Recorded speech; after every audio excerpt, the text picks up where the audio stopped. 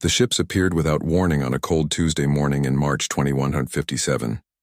12 massive vessels, each one larger than Earth's biggest city, hung in space above the moon. They didn't fire weapons. They didn't send threats. They simply waited. Captain Hyunwoo stood on the bridge of Luna Station, staring at the screen showing the alien fleet. His coffee had gone cold in his hand. He was a tall man with steady eyes and a calm voice, the kind of person who didn't panic easily. But this was different. This was first contact and nobody knew what would happen next. "Sir, they're sending a message," said Yoonji from the communications desk. Her fingers moved quickly over the controls. "It's in English, and Korean, and Mandarin, and about 50 other languages." "Put it through," Hyunwoo said. A face appeared on the main screen. It wasn't human, but it wasn't too strange either. The being had 4 eyes arranged in a square pattern, skin that shimmered like oil on water, and a mouth that moved in ways that seemed almost familiar. When it spoke, the words came through clearly. "People of Earth, I am Ambassador Velthar of the Astrian Collective. We come representing the Galactic Council.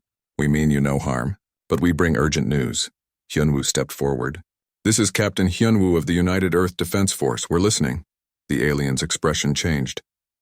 It might have been sadness. "A phenomenon we call the Void Cascade is moving through this region of space. It destroys everything in its path. Star systems, planets, entire civilizations. Nothing can stop it. We have seen 17 species try. All have failed." Yoonji looked at Hyunwoo with wide eyes. He kept his face calm and nodded at the screen. "Go on." "The cascade will reach your solar system in 3 months, Velthar continued. "We are here to offer you evacuation.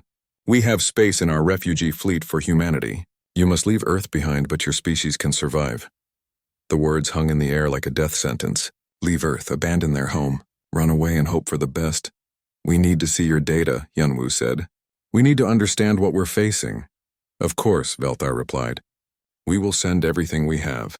But please understand, time is limited. Every day matters, within hours." Teams of scientists from across Earth gathered at Luna Station.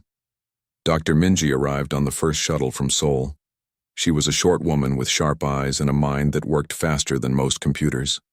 She had spent 15 years studying black holes and quantum mechanics. Now she had to understand something far worse. Taeyang came with her. He was an engineer who could build almost anything, a man who saw problems as puzzles waiting to be solved. He carried 3 tablets and had bags under his eyes from not sleeping on the flight up. "Show me everything," Minji said as soon as she walked onto the bridge. The data was terrifying. The Void Cascade wasn't just destroying things, it was unmaking them. Space-time itself was coming apart like fabric being torn. Where the cascade passed, reality simply stopped existing. No atoms, no energy, no space, no time. Just nothing. "The Astrians have been tracking it for 2 years, Yoonji explained, pulling up charts and graphs. "It's getting faster. It consumed the Herlon system in 3 days. The Bethexa worlds in less than 1. Minji studied the numbers silently. Taeyang looked at the visual models, his face growing pale. The cascade looked like a wound in space, black and terrible, spreading like cracks in glass. "Has anyone tried to stop it?" Taeyang asked. "Everyone has tried," said a new voice. Ambassador Velthar had transported to the station with a small delegation. Up close, the aliens were even stranger. They moved like water, smooth and flowing. The Korthan built massive shields. The cascade consumed them. The Nexari tried to redirect it with gravity wells. It absorbed them. The Yulani attempted to seal it with dimensional barriers. They bought themselves 12 hours. "What about weaponry?" Hyunwoo asked. "Missiles, lasers, antimatter?" Velthar's 4 eyes blinked in sequence. "Weapons are useless against something that exists outside normal physics. This is not an enemy you can fight. It is a fundamental unraveling of reality itself." The humans looked at each other. The weight of extinction pressed down on all of them. "How long do we have to decide about evacuation?" Hyunwoo asked. 2 weeks, Velthar said. "After that, we must begin moving the fleet to safer space. The cascade's approach will destabilize your outer planets. We need to leave before the gravitational effects make travel dangerous." Minji was still staring at the data. Her mind was racing through equations, theories, possibilities. Taeyang was sketching something on his tablet, his fingers moving quickly. "We need time to study this," Minji said. "We need to understand it fully." "There is nothing to understand," Velthar replied, not unkindly. "We have had centuries to study such phenomena." 10,000 years of galactic civilization, and we have never found a way to stop a cascade. The best we can do is run. Maybe, Taeyang said quietly. You've been running for so long that you forgot to try something different. The alien ambassador tilted his head in a gesture that might have been curiosity. What do you mean? Hyunwoo held up his hand. Give us the 2 weeks. Let us look at everything you have. Then we'll give you our answer. Velthar agreed. Though his expression suggested he already knew what would happen. Humans would look at the impossible situation, realize there was no hope, and accept evacuation like every other species had done. The aliens were wrong. For 14 days, Earth's greatest minds studied the cascade. They looked at every piece of data, every failed attempt, every theory the Galactic Council had developed. Minji barely slept. Taeyang built models and simulations. Hyunwoo coordinated with world leaders, military commanders, and civilian authorities. The news had gone public on day 3. Humanity knew extinction was coming. Some people panicked. Some prayed. Some partied like it was their last night on Earth. But most people just kept living, kept working, kept hoping. On the 14th day, the Galactic Council's delegation gathered in Luna Station's main conference room. Velthar stood at the head of the table with his team. Hyunwoo entered with Minji, Taeyang, and representatives from every nation on Earth. We need your decision, Velthar said. The evacuation must begin immediately if we are to save your species. Hyunwoo stood tall. Behind him, Minji and Taeyang nodded. The other humans stood firm. Ambassador Velthar, we appreciate your offer, Hyunwoo said clearly. We understand you're trying to help us. We're grateful for that, but we're not leaving Earth. Silence filled the room. The aliens looked at each other, their faces showing confusion and shock. You don't understand, Velthar said. If you stay, you will die. All of you. Earth will cease to exist.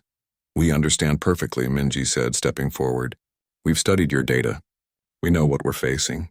But we've also found something you might have missed. Impossible, one of the other aliens said. We have studied cascades for millennia.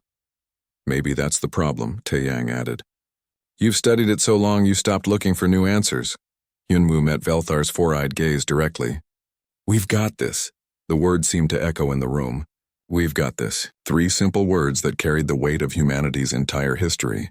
Every impossible obstacle overcome. Every challenge met. Every time someone said something couldn't be done and humans did it anyway. Velthar's skin shimmered through several colors. This is pride speaking. Pride will kill you all. No, Hyunwoo said calmly. This is determination, and it's kept us alive for millions of years. The ambassador looked at the humans for a long moment. Then we will withdraw to a safe distance. We will observe. When you realize you cannot stop this, when you finally understand that some things are truly impossible, call us. We will return for whoever is left. Fair enough, Hyunwoo said. But you might want to keep those ships close. You're going to want to see this. As the aliens transported back to their vessels, Yoonji turned to Hyunwoo. Sir, do we really have a plan? Hyunwoo looked at Minji and Taeyang. Both of them had fire in their eyes, the kind of fierce determination that had built civilizations and conquered worlds. We're about to create one, he said. Get me every scientist, engineer, and crazy thinker on Earth. If humanity is good at one thing, it's doing the impossible. The aliens retreated to the edge of the solar system to watch humanity's final days. They had no idea what was about to happen. The world mobilized like never before. Within 24 hours of refusing evacuation, every major facility on Earth was working on the same problem. Universities, military bases, private corporations, and independent scientists all focused on one goal: stop the void cascade. Dr. Minji set up operations in Geneva at the Global Science Coordination Center. The room was massive, filled with screens showing data from telescopes, satellites, and deep space probes. Scientists from every nation worked side by side, speaking a dozen different languages but understanding the universal language of mathematics. The cascade is 3 months away, Minji announced to the assembled teams on a video call that connected 6 continents. We don't have time for politics, pride, or process. Every idea gets heard. Every theory gets tested. If you think something might work, speak up. Taeyang was in Tokyo, standing in a construction facility that normally built spacecraft. Now it would build something else entirely. He looked at the empty warehouse floor and imagined what would soon fill it. We need to stop thinking about the cascade as an enemy. he said during a joint call with Minji's team. It's not attacking us. It's more like a natural disaster. A tornado doesn't hate you. It's just following physics. So we need to change the physics. How do you change the laws of reality? Someone asked from the Beijing team. We don't change them, Minji said, her eyes bright with excitement. We use them differently. The cascade is tearing space-time apart, but space-time can also be bent, folded, compressed. We've been doing it on small scales for years with gravity manipulation technology. You want to create a gravity well strong enough to affect the cascade? Asked Dr. Soman from Seoul Medical University. She was on the call because someone had to think about keeping people alive while they built impossible machines. The power requirements would be enormous. Not one gravity well, Taeyang said, pulling up a diagram. 12 of them, positioned in a sphere around the cascade's event horizon, each one pulling in precise coordination. The screen showed a complex pattern of dots surrounding a black void. Lines connected them in a geometric pattern that looked almost beautiful. The Prometheus Array, Minji said, naming it in that moment. We'll build 12 gravitational anchors. Each one will be equipped with a quantum singularity core. When activated together, they'll create a controlled collapse field. That's insane, someone said. Several people nodded in agreement. Insane is doing nothing and dying, Taeyang replied. This is just extremely difficult. Commander Jiwon joined the project on day 3. She was a logistics expert, someone who could move mountains when needed. She looked at the plans for the Prometheus Array and immediately started calculating what would be needed. 12 anchors, she said, making notes on her tablet. Each one needs materials we barely have. We'll need to strip mining operations from 3 moons, pull resources from asteroid belts, and repurpose every spacecraft in the solar system. Can it be done? Hyunwoo asked. He'd put Jiwon in charge of making the impossible possible. She looked at him with a slight smile. 2 months ago, I would have said no. Now everyone's asking me that question. So here's my answer. We'll make it happen because we have to. The construction began immediately. In orbit around the moon, massive frameworks started taking shape. On Earth, factories that made cars and computers retooled to make quantum processors and gravitational field generators. Every able person who could help did help. Pilot Doyen was training in California when he got the call. He was one of the best pilots humanity had ever produced. Someone who could fly through an asteroid field blindfolded. Now they needed him for something harder. You want me to fly into the cascade? He asked Hyunwoo during their briefing. Not into it, Hyunwoo clarified. Around it. Each anchor needs to be placed at exact coordinates on the event horizon. The gravitational shear will be extreme. The ships will barely hold together. We need the 12 best pilots alive. Doyen looked at the simulation showing what the flight path would look like. His face went pale, but he nodded. I'll do it, but I'll need a good crew. You'll have the best, Hyunwoo promised. Up in their observation vessels at the edge of the solar system, the Galactic Council watched in fascination. Ambassador Velthar stood in his ship's command center, monitoring Earth's activities with growing confusion. They're building something, his science officer reported. Massive construction in 12 locations. High-energy signatures. Quantum-level technology. They're wasting their last days, another council member said sadly, trying to fight the impossible. But Velthar wasn't so sure. He'd seen something in the human's eyes during that last meeting. Something his species had lost long ago. What was the word they used? Hope. Stubborn, unreasonable hope. Keep watching, he ordered. Document everything. On Earth, Minji worked 18-hour days. She slept in her office when she slept at all. The mathematics were brutal. Creating a controlled quantum singularity was dangerous enough. Creating 12 that would work in perfect harmony was asking for miracles. The timing has to be exact, she explained to her team during a late-night session. If even one anchor is off by a microsecond, the whole array fails. Worse, it could create a feedback loop that would accelerate the cascade. So we could make things worse? Asked a young physicist named Hana. Yes, Minji said honestly. We could destroy Earth faster than the cascade would. But doing nothing guarantees we die. At least this way, we're trying. Taeyang faced different problems. The anchors were enormous, each one the size of a skyscraper. They needed to survive in the most hostile environment imaginable, the edge of a reality-tearing anomaly. Every component had to be perfect. We're using materials that barely exist, he told his engineering teams. The quantum cores alone require temperatures near absolute zero. The gravitational projectors need to maintain coherence under stress that should tear them apart. And we have to build 12 of them in 2 months. We're not going to make it, someone said. Then we work faster, Taeyang replied. His voice was tired but firm. My grandfather used to say that can't is just an excuse for not trying hard enough. We try harder. The work continued around the clock. Salmon coordinated medical teams who kept the workers healthy. Gunji managed communications between thousands of teams across the planet and in space. Everyone had a role. Everyone understood what was at stake. Commander Jiwan pulled resources from everywhere. Entire industries shut down to provide materials for the array. The global economy essentially stopped, replaced by one massive project. Money didn't matter anymore. Survival did. We need more refined quantum lattice material, she told a mining operation on Europa. How fast can you produce it? Current rate? 3 months, came the reply. You have 3 weeks. That's impossible. So is stopping the void cascade, Jiwan said. But we're doing it anyway. Figure it out. They figured it out. The first anchor was completed on day 45. It hung in space near Earth, a gleaming tower of impossible technology. Taeyang stood in the observation deck looking at what they'd built, and felt something like pride mixed with terror.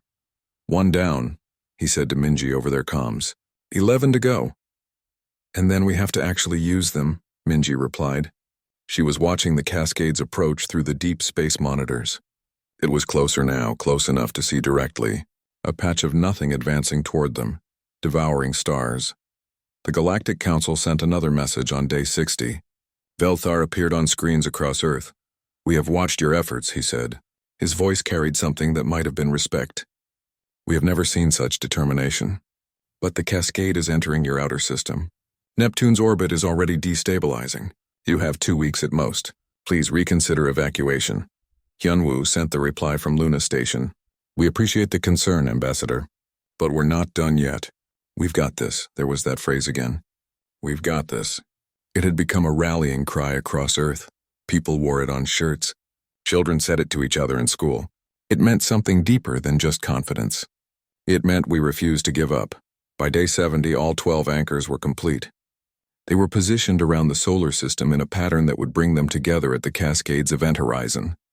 12 massive machines built to do the impossible.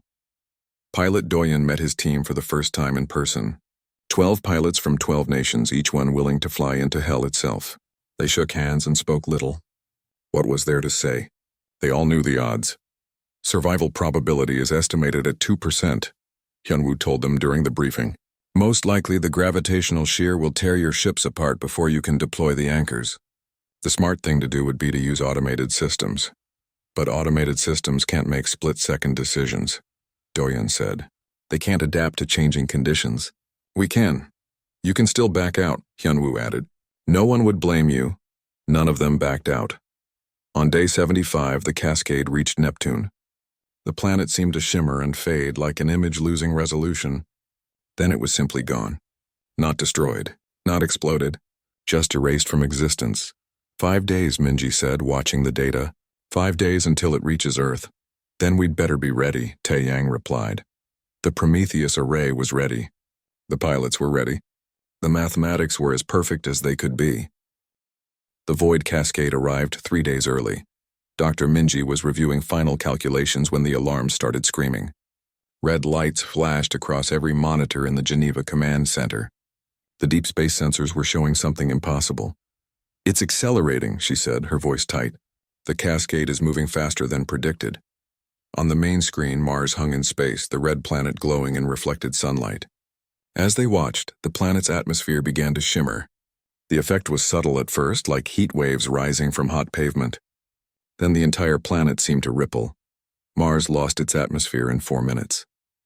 The thin layer of gas that had protected it for billions of years simply vanished. Not blown away, not dispersed, erased. The planet's surface was exposed directly to space, and even that started to fade at the edges. Jupiter next, someone said quietly. Commander Jiwan was on Luna Station coordinating the final preparations. When the news came through, she immediately opened communications to all teams. We're moving the timeline up, she announced. All pilots to your ships. All anchor deployment teams to stations. We launch in 96 hours. 96 hours, Taeyang repeated from the Tokyo construction bay. We haven't finished the final checks on anchors 9 and 11. Then you have 96 hours to finish them, Jiwon replied. Her voice was steady, but everyone could hear the strain underneath. After that, there won't be an Earth to launch from. The next 3 days were chaos. Teams worked without sleeping, surviving on stimulants and sheer determination. Taeyang personally oversaw the final assembly of the remaining anchors, his hands shaking from exhaustion but still precise. Pilot Doyun ran simulations until his eyes burned. The flight path to the Cascades event horizon was nightmare fuel. They would need to navigate through gravitational distortions that could tear a ship apart. One mistake?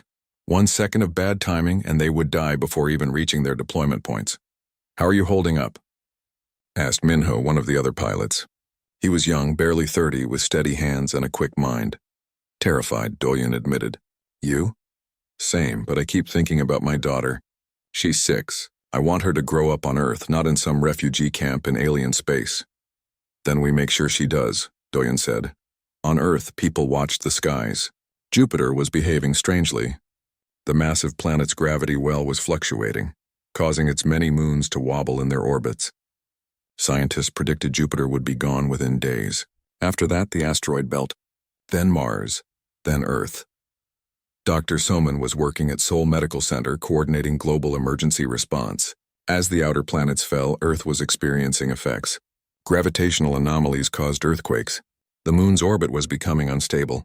Tides were unpredictable. We need to evacuate coastal cities, she told the emergency council. The tidal effects are only going to get worse. Where do we evacuate them to? Someone asked. Inland cities are already overcrowded. Then they get more crowded, Soman replied. We need people alive for when we stop this thing. Not if. When. She refused to consider any other outcome. Ambassador Velthar watched from his observation vessel, 3 billion kilometers away. His science officer was recording everything, though he didn't know why. Soon there would be nothing left to observe. The human vessels are launching, the officer reported. 12 ships heading toward the Cascades event horizon. They're really doing it, Velthar said with something like wonder in his voice. They're flying directly into the anomaly. They will die, another council member said. This is meaningless sacrifice, perhaps, Velthar replied. Or perhaps we're about to learn something we should have learned millennia ago. The 12 ships left Earth's orbit in formation, each one carrying a gravitational anchor. The vessels were cobbled together from various spacecraft, reinforced with every bit of protective technology humanity possessed. They weren't elegant. They weren't beautiful. But they were functional, and right now that was all that mattered. Doyun piloted Ship 1 leading the formation. Through his view screen, he could see the cascade. It looked like someone had taken a piece of space and just deleted it. A void, an absence. Where it touched reality, reality ceased to exist. All ships sound off, he said into the comm system. One by one, the other pilots responded. Minho in Ship 2, Yuna in Ship 3, Jihoon in Ship 4. 12 voices, 12 lives, 12 chances. Approaching first deployment zone in 10 minutes. Yoonji's voice crackled over the comm from Earth. She was managing communications, keeping all the pieces connected. Gravitational distortions increasing. Recommend reduced speed. Copy that, Doyun replied. Reducing to half thrust. Even at half speed, the journey was terrifying. Space itself was wrong near the cascade. Straight lines curved impossibly. Light bent in directions that shouldn't exist. The ship's sensors kept glitching, showing readings that made no sense. Ship 5 reporting structural stress, came a voice. Hull integrity at 70% and dropping. Hold together, Doyun urged. Just a few more minutes. Back on Earth, Hyunwoo was preparing his own vessel. The calibration ship was smaller, faster, designed for one purpose, getting him into the heart of the cascade. Dr. Minji came to see him before he launched. The calculations are uploaded to your navigation system, she said. She wanted to say more, but the words stuck in her throat. I'll bring them back, Hyunwoo said, understanding what she couldn't say. All of them. The pilots, the anchors, everything. You can't promise that, I just did. He smiled. And for a moment Minji saw not the serious captain but the young man he must have been once, full of confidence and dreams. Then the moment passed. The anchors need to be calibrated in a specific sequence, Minji continued, focusing on the mission. Start with anchor 12 and work backward. Each one will take approximately 40 seconds. You'll have less than 8 minutes total. What happens if I take longer? The quantum cores will destabilize.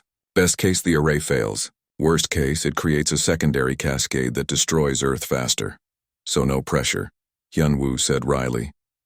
Jupiter disappeared while the deployment ships were still in transit. One moment it was there, massive and magnificent with its great red spot spinning endlessly. The next moment nothing, just empty space where the solar system's largest planet had been. Jupiter is gone, Yoonji reported unnecessarily. Everyone could see it on their screens. Cascade advance rate is increasing. Estimated time to Earth impact 73 hours, Doyen felt his stomach drop. They were running out of time faster than expected. All ships emergency acceleration, he ordered. We need to reach deployment positions now. The ships pushed their engines harder, racing toward the event horizon. Ship 3 started trailing smoke from an overheated drive core. Ship 7 reported critical system failures, but they kept going. Commander Jiwon watched from Luna Station, her hands clenched into fists. On the screens around her, she could see the telemetry from each ship. Some were barely holding together. Come on, she whispered. Just a little farther. Taeyang was watching the same data from Tokyo. He'd built these anchors, designed them to withstand the impossible. But theory and reality were different things. Would they actually work? Or had he sent 12 pilots to their deaths for nothing? The first ship reached its deployment position. Doyen brought Ship 1 to a relative stop at the edge of the Cascades event horizon. This close, the view was horrifying. Reality itself was fractured, like looking at the world through broken glass. Beginning anchor deployment, he reported. The massive gravitational anchor detached from his ship, drifting into position. Massive clamps locked it in place. Magnetic fields activated and the quantum core began spinning up.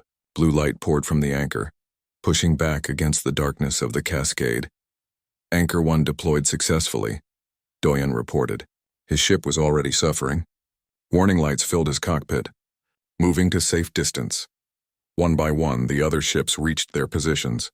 It took 30 minutes of desperate flying. Ship 5 lost its main engine and had to use maneuvering thrusters only. Ship 8's pilot, Ji-hoon, had to navigate through a gravitational whirlpool that nearly tore his vessel apart.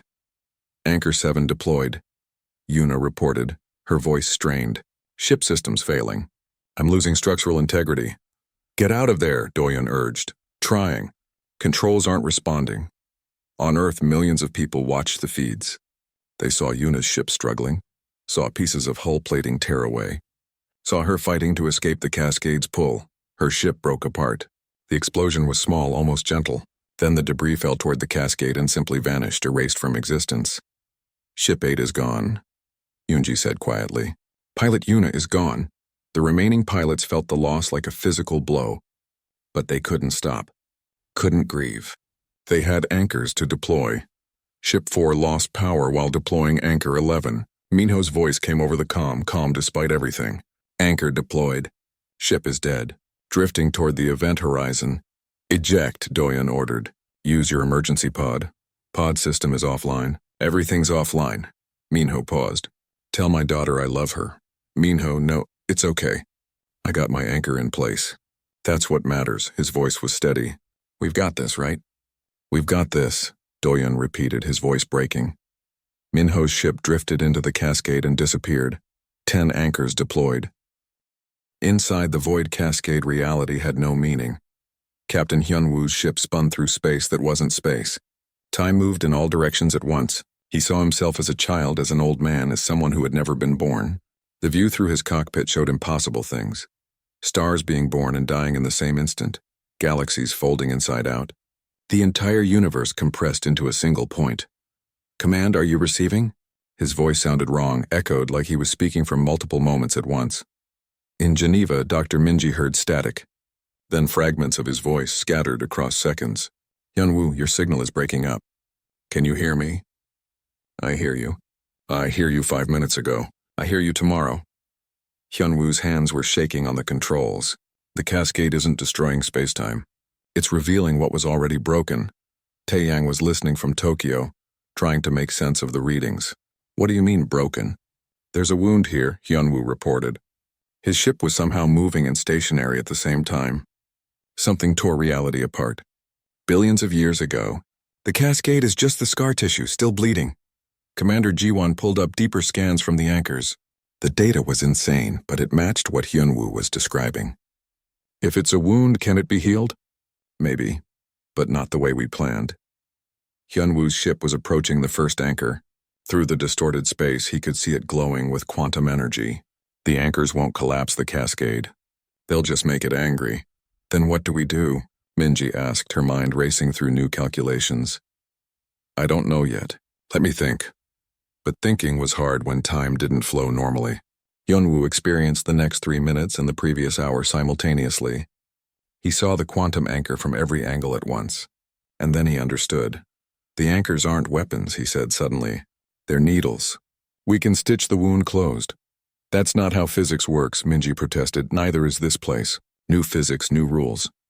Hyunwoo began calibrating the first anchor, but not according to the original plan. His fingers moved over controls, adjusting frequencies, changing quantum states. The anchor's glow shifted from blue to purple to something that hurt to look at. On Earth, Soman was coordinating emergency evacuations. The gravitational effects were getting worse. In Tokyo, buildings swayed from impossible earthquakes. In New York, the ocean was pulling back from the shore. In Mumbai, the sky was turning colors it shouldn't be. We're running out of time, she reported to the command center. Cities are falling apart. If this doesn't work soon, there won't be anyone left to save. Pilot Doyen was still in his ship, hovering near the edge of the event horizon with the 9 other surviving pilots. They could see Hyunwoo's ship inside the cascade, but it looked wrong. Like it existed in multiple places at once. Captain, what do you need us to do? Doyen asked. Hyunwoo's voice came back, still distorted. The anchors need to activate in sequence, but not just in space, in time. Each one needs to pull from a different moment. That's impossible, one of the pilots said. Good thing we specialize in impossible, Doyen replied. Tell us how. Back in Geneva, Minji was writing new equations faster than her hands could move. The mathematics were insane, breaking every rule she'd ever learned. But maybe that was the point. You couldn't solve an impossible problem with possible math. If each anchor pulls from a different time frame, we can create a temporal loop, she said, speaking quickly. The cascade exists across all time simultaneously. We do the same. We match it, then close it. How do we pull from different time frames? Taeyang asked. You fly into the event horizon, Hyunwoo answered. All of you. At specific coordinates. Your ships become part of the anchors, part of the temporal field. Silence on the comm channels. They all understood what he was saying. They all knew what it meant. We'll die, Yuna's voice said. Then everyone remembered she was already gone, dead an hour ago. But in this place where time was broken, her voice still echoed. But it's okay. We knew the cost. Doyen looked at the other pilots. Through the view screens, he could see their faces, scared, determined, ready. All ships, he said. Enter the event horizon on my mark. Lock onto your assigned anchors. Become part of the array. Wait, Commander Ji-won said from Luna Station. There has to be another way. There isn't, Hyunwoo replied. And even if there was, we don't have time to find it. Mars was disintegrating. The asteroid belt was vanishing. The cascade was eating the solar system like a cancer, and Earth was next. Hyunwoo had finished calibrating 3 anchors.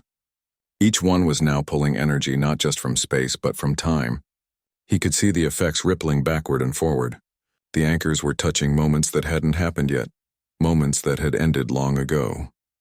This is going to hurt, he said to himself. Then he opened the comm to all pilots.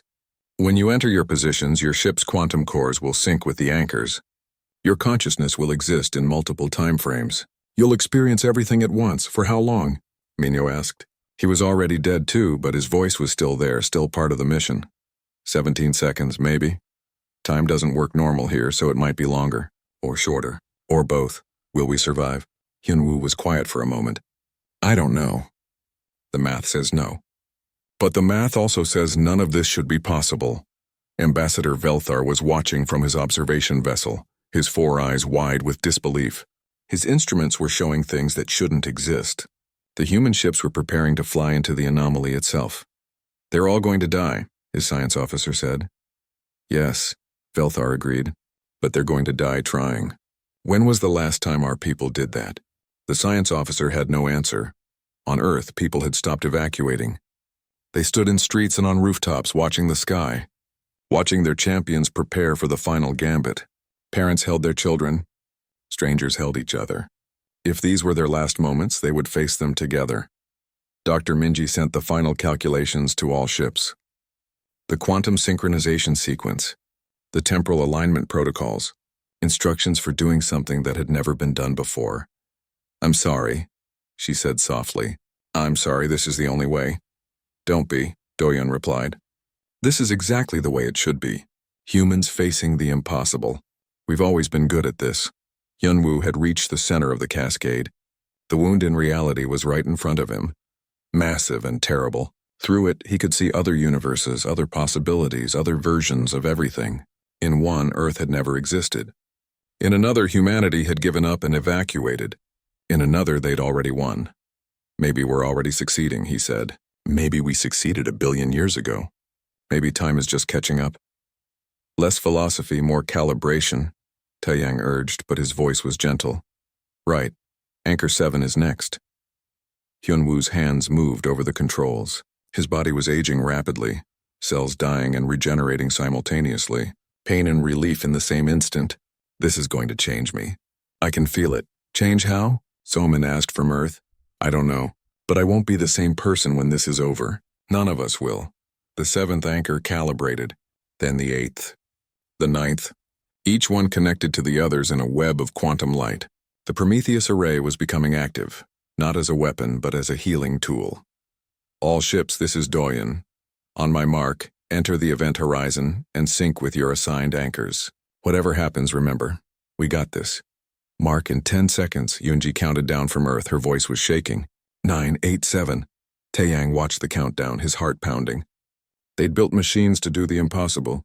Now they'd find out if impossible was enough. 6, 5, 4. Jiwon couldn't watch. She turned away from the screens, hands pressed to her face. 3, 2, 1, mark. 10 ships entered the void cascade simultaneously. 10 quantum cores synchronized with 10 gravitational anchors. 10 human consciousnesses expanded across time and space, experiencing every moment at once. The pain was unimaginable. Doyun felt himself being torn apart and reassembled, dying and living, being born and growing old. He was everywhere and nowhere. He was everyone and no one. But through the pain, he felt the others. Felt Yuna, who had died but was somehow still there. Felt Minho gone but present. Felt all 12 pilots existing in the same impossible moment. "Now, Hyunwoo," Minji said from Earth. Though Earth was in the past and future and present. "Activate the final sequence." Hyunwoo was at the wound in reality. His body was ancient, his hair white, his hands weathered, but his eyes were still determined. He reached out, not with his hands but with his mind, with his existence across multiple time frames. He touched all 12 anchors at once. 12 different moments. 12 different versions of himself. He was a boy learning to fly. A man making promises. An old man at the end of everything. All of him all at once working together. "Beginning temporal collapse," he said with 12 voices from 12 different times. The anchors activated fully. The Prometheus array came online, and reality began to scream. On Earth, the sky split open. Lightning that wasn't lightning tore through clouds.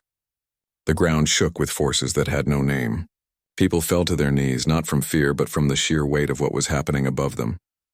"It's working," Minji whispered, watching impossible data stream across her screens.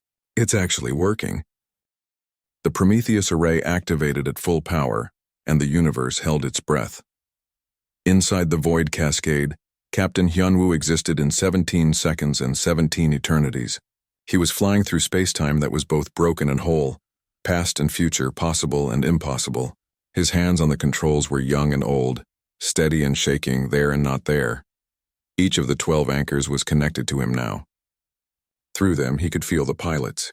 Doyun experiencing every flight he'd ever taken simultaneously. Yuna and Minho dead but somehow still present in the quantum field.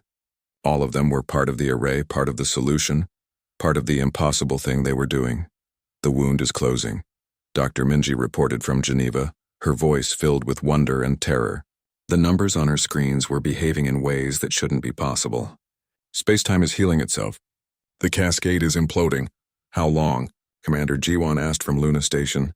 17 seconds. or 17 years. Time isn't linear inside the anomaly anymore. On Earth, people watch the sky change. The stars were doing a dance they'd never done before, moving in patterns that seemed almost musical. The moon flickered like a dying light bulb, existing in multiple moments at once. Then everything stabilized, shifted, and the world held still. Inside the cascade, Hyunwoo was stitching reality back together using the anchors as needles and quantum energy as thread. The wound that had torn existence apart billions of years ago was finally healing. But the cost was enormous. He could feel himself changing, aging, becoming something different than what he'd been. His hair had gone white, not gray, but pure white like snow or starlight. His skin was marked with lines that looked like cracks in glass. When he looked at his hands, he could see through them to the stars beyond. He was becoming part of the fabric he was trying to fix. "Hyunwoo, your biometrics are going crazy," Dr. Sumin said from Seoul, monitoring his vital signs. "Your cells are regenerating and dying at the same time. Your brain activity is off the charts." "This is killing you." "Probably," Hyunwoo agreed. His voice echoed across multiple moments. "But it's working. Just a little longer." Engineer Taeyang watched the structural integrity of the anchors. They were holding, but barely. The gravitational stress was enormous. The quantum cores were operating at 400% capacity, which should have made them explode instantly, but they were also operating in multiple time frames, so the stress was distributed across moments that hadn't happened yet. "The array is stable," he reported. "Impossibly stable. I don't understand how, but it's working." Pilot Doyen was experiencing something he couldn't put into words. His consciousness was spread across 17 seconds, living each one fully, while also living them all at once. He was 20 years old, learning to fly. He was 40, leading this mission. He was 60, telling his grandchildren about the day humanity saved itself. All of these versions of him existed simultaneously, and through it all he could feel the other pilots. Feel their determination, their fear, their absolute refusal to give up. They were all connected now, all part of something larger than themselves. "We're holding the line," he said to all of them and to none of them. "Just hold on." The void cascade convulsed. Reality screamed. For 17 seconds that felt like 17 lifetimes. Space-time itself was fighting against being healed. The wound wanted to stay open, wanted to keep bleeding, wanted to unmake everything it touched. But Hyunwoo wouldn't let it. His hands moved over controls that existed in multiple moments. His mind touched all 12 anchors at once, coordinating their energy, directing their pull, forcing the wound to close. On the Galactic Council's observation vessel, Ambassador Velthar watched in absolute silence. His science officer had stopped even trying to explain what the instruments were showing. The readings were impossible. The human ships were holding position inside an anomaly that should have erased them instantly. The gravitational anchors were operating at energy levels that should have torn them apart, and the void cascade itself was shrinking, folding in on itself, disappearing. "They're doing it," Velthar whispered. "After 10,000 years of running from these things, after 17 civilizations lost, these humans are actually stopping it." "I don't believe it," another council member said. "Believe it or not, it's happening." Back on Earth, entire cities had stopped to watch the sky. In Tokyo, Taeyang's family stood on their apartment balcony watching the stars dance. In Seoul, Salman's colleagues at the medical center pressed against windows, praying to gods they'd stopped believing in years ago. In Geneva, Minji's research team held hands, too terrified and hopeful to speak. The world was silent except for the sound of wind and distant thunder that wasn't quite thunder. Reality itself was humming, vibrating at a frequency that made bones ache and hearts race. Then came the pulse. It started from the center of the cascade, from the wound that Hyunwoo was closing. A wave of pure white light that expanded outward at impossible speed, not destroying but resetting, healing, fixing. When the light hit Earth, every person experienced something impossible.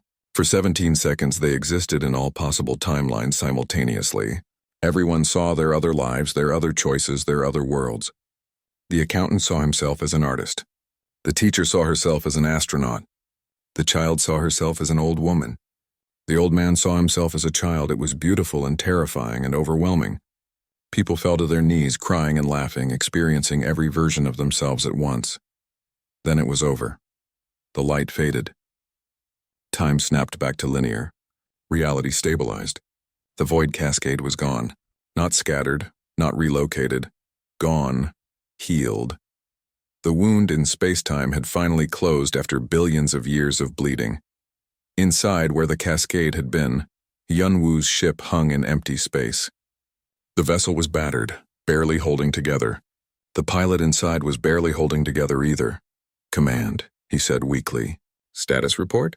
The comm channels exploded with voices, everyone talking at once, asking if he was okay, if the others were alive, if Earth had survived.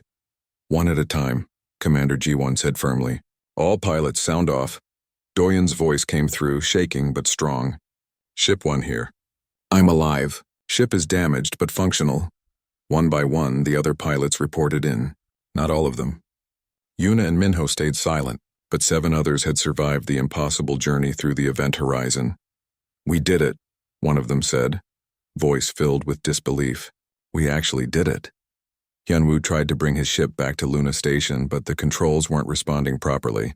His hands, now marked with those strange cracks, fumbled over the controls. Everything felt wrong, like he was moving through water. "I'm going to need a tow," he said. "Everything's breaking down." "We're sending rescue ships," Ji-won replied. "Just hold on." "I'm not going anywhere." The rescue took 3 hours. By the time Hyunwoo's ship was brought into Luna Station's bay, half the solar system was waiting to see him. Doctors rushed forward as the cockpit opened, but they stopped when they saw him. Hyunwoo looked like he'd aged 12 years and 17 seconds. His hair was white, his face lined, his eyes carrying the weight of experiencing multiple lifetimes. But he was smiling. "We got this," he said before collapsing. The medical team caught him, rushing him to the emergency bay. Dr. Somin took charge immediately, though she had no idea how to treat someone who had existed in multiple time frames. His cells were confused, some young, some old, all trying to figure out what age they should be. But he was alive. Against all odds, against all logic, against everything the universe said was possible, he was alive. The other pilots were brought in one by one. All of them showed similar effects. Doyen's hair had streaks of white. Another pilot couldn't remember if she was 30 or 50. They'd all been changed by their journey through the impossible. On Earth, the celebration was immediate and overwhelming. Cities erupted in cheers. People danced in streets, hugged strangers, cried tears of relief and joy. Humanity had stared at extinction and won. They'd done the impossible because someone told them it couldn't be done, and humans had never been good at accepting that. 3 days later, the Galactic Council's ships approached Earth. They came slowly, cautiously, still not quite believing what they'd witnessed. Ambassador Velthar requested permission to land on Earth's surface. The first time a council member had ever set foot on the human homeworld. They met in Geneva, in a conference room that still showed signs of the 3-month mad scramble to build the Prometheus array. Velthar stood before representatives from every human nation, his 4 eyes moving between them, trying to understand these strange beings who had accomplished the impossible. "We came to offer you evacuation," he said slowly. "We came expecting to watch your extinction. Instead, we witnessed something we thought was impossible. You didn't just survive the void cascade, you healed it." Captain Hyunwoo was there, still recovering but insisting on attending. His white hair made him look like a different person, but his eyes still held that same determination. "We told you," he said simply. "We got this. How?" Velthar asked. "How did you do what 17 civilizations could not? What thousands of years of galactic science said was impossible?" Dr. Minji stood up. "You gave up. That's the difference. You saw an impossible problem and accepted.